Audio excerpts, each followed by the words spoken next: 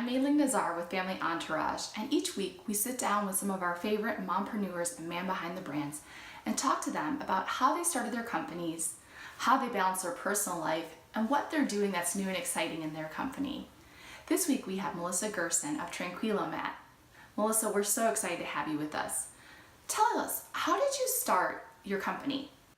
So the idea for Tranquilo Mat certainly came from my experiences as a maternity nurse, knowing to use that constant motion and constant sound, as well as kind of the swaddling and sucking and side or stomach lying is part of the happiest baby on the block. And I became an educator as well as an infant crying specialist through some specialized training that I had taken. So I used those in the hospital. I brought them back to the patients, and I was also educating a lot of the nurses and doctors. And I found that they worked really well, and it was great. And a lot of the parents, though, had difficulty kind of understanding, not necessarily understanding what I was saying, but you're a new parent and you've got a baby that you're trying to take care of. You're learning how to breastfeed, how to take care of your baby. You're sore from your delivery. You're exhausted from not sleeping the night before your delivery and things like that. And so the parents just had a really difficult time kind of maintaining what I had taught them. So they were, I would teach them something, and then the next day I would come in and they didn't know what I had said, or they had forgotten, or they weren't doing the techniques exactly right.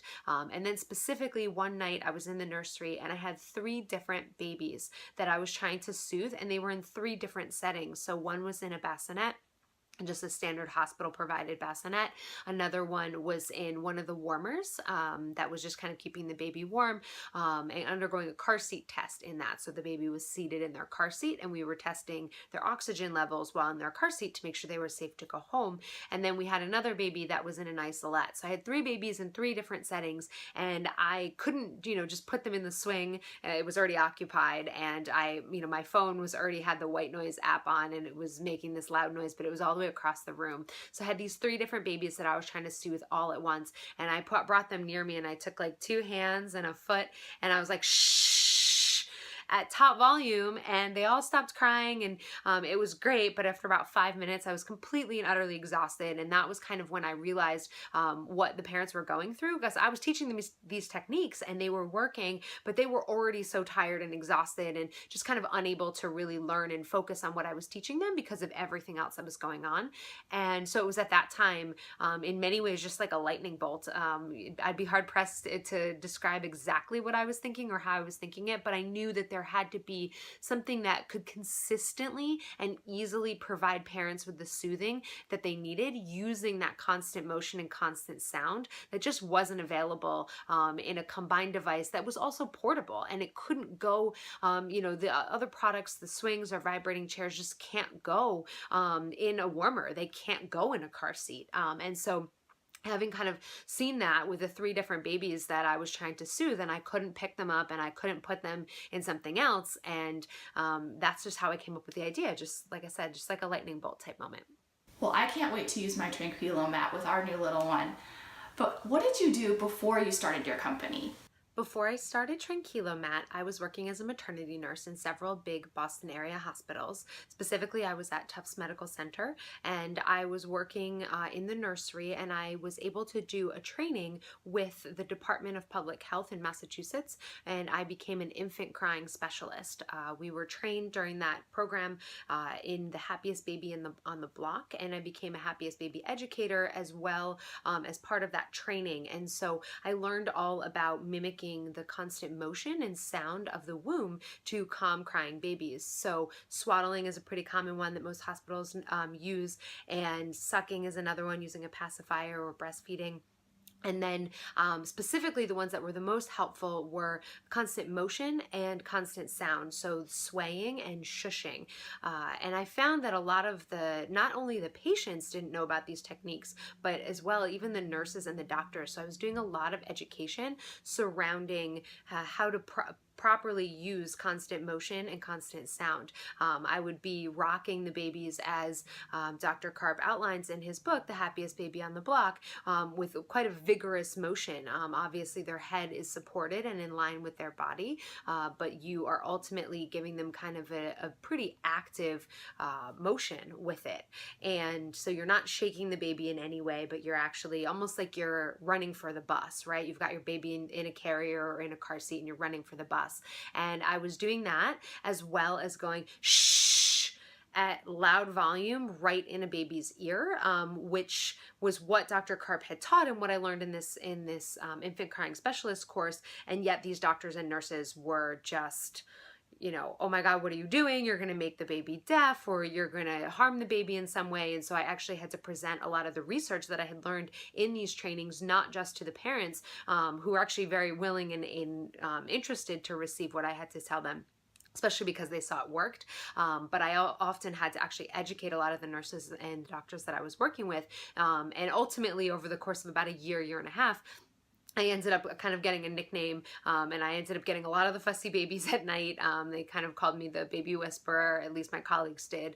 And I ended up just having some of the fussiest babies. And yeah, so that's what I was doing before I came up with Tranquilo Mat. I know one thing a lot of entrepreneurs are always asking is, how do you balance personal life and running a company? Balancing my personal life and running a business is challenging for sure. For a long time, I was actually working as a nurse while I was trying to get this business going and up off the ground. So I was working, 40-hour weeks, sometimes more, because I needed the money, the overtime, so that I could be able to put it into the business. So that was really challenging. And many, I would say many a times I actually missed out on things with friends or family because I'm working. In fact, this video in specific, this interview, I'm actually missing out on some time with my family right now. But I think it's been well worth it. Specifically, I really try to be productive during certain hours during the day so that I'm not interrupting other things that I need to want to do, so that I'm able to try to be present with friends and family. But certainly in those really early years, it was really challenging to do everything that I wanted to. And in fact, I just couldn't. So I had to prioritize, what was important to me and what I needed to do. And so when I was with family and friends, I was certainly as focused as I could possibly be, to be present with them and to be focused. So even if I couldn't attend every single event, I could definitely, when I was there, I was engaged and interested, and I was giving my full attention. And so in that way, it made it a little bit easier to kind of miss out on some of those special moments or those parties or times that most people would rather be sitting back and watching Netflix on the couch or just cuddling or spending time with family. And I just didn't have that because you're answering emails kind of at all hours. But certainly trying to curb that and really keep kind of work-life balance. And those early years were really tough to be able to do that. So and one of the things that was really helpful for me in keeping a good work-life balance has been my yoga practice. My yoga practice, I try to practice every day, and it really just kind of keeps me grounded, keeps me focused. During that kind of quiet time on my mat, I'm able to turn off everything I'm thinking of and the things that I'm supposed to be doing or want to be doing, and just kind of being present. And it really has been a great way to stay relaxed and de-stressed, or as unstressed as possible when you're trying to run a new business. And also, like I said, just keeps me really focused on what I need to do and what's important. That time somehow always helps my brain reacclimate to what I want to and need to be doing. And so that's how I've been trying to keep balanced in running my business as well. That's so great. I love how you use the word prioritize, because I think sometimes we think that we have to do it all, when in fact sometimes it can just be better to focus on what's in front of us or wherever you are, being all there. So the next thing we would love to know is, what's new and exciting for your company? The one thing that we're working on right now that I'm so excited about is we are actually changing our packaging because we are in conversations with several big box retailers. So after Shark Tank, we had a lot of exposure, a lot of customers, a lot of really great feedback from the show. And obviously that kind of led to some folks at bigger box retailers reaching out to us and being interested in launching our product or putting product, on their website or on their shelves. And prior to that, we had only been in maybe about dozen or 24 retailers kind of scattered around the country, mostly independent boutiques. And, so we're working on redesigning the packaging. So right now it's in kind of a sleeve packaging, and we're going to end up putting it into a box, which makes a lot of which makes a lot of sense for retailers. When you put something, sleeve is very difficult to put on shelves, and it's not as protected from being in a box. So we're changing our packaging completely to be ready for retail, or more ready for our current retailers that we have, the independent boutiques. And we're completely changing it and revamping it. And I'm just really proud. Actually, I'm proud more of my team, because I haven't been as hands-on with this, but our marketing team has been interviewing customers, how they use the product, talking to parents, really honing our message and understanding what folks need to see on a box, what they want to see on a box, and what really helps them understand our product and the value that's there. And I just love kind of the designs that we've come up with and the things that are happening there. And then of course, because we're redesigning that packaging, and we're talking to these big box retailers, I'm kind of getting this anticipation of like, oh my God, I could walk into a store and see my product on a shelf. And certainly I can do that in certain locations, but at least in the Boston area, there's only one store that carries our product. So I'm not there very frequently, but instead, like if I were traveling and I was in Chicago or LA or New York or, Miami, and I could walk into that big box retailer and see it on the shelves, that would be super exciting for me. And it's something that I'm just really proud that our team has done, and that the company is doing well enough to be kind of moving into this direction. So that's all really exciting things that are happening here at Tranquilo.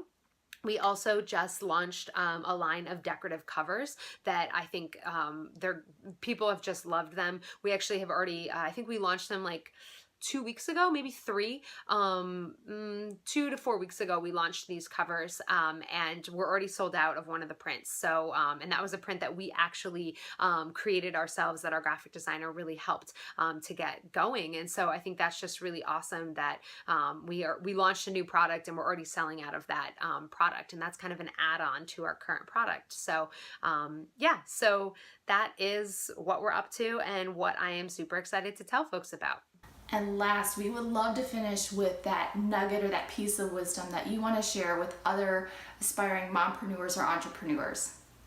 To any other mom or dad entrepreneur out there, or any entrepreneur really, I would certainly say the biggest piece of advice, I have several pieces of advice, but one of them is to just kind of follow your curiosity.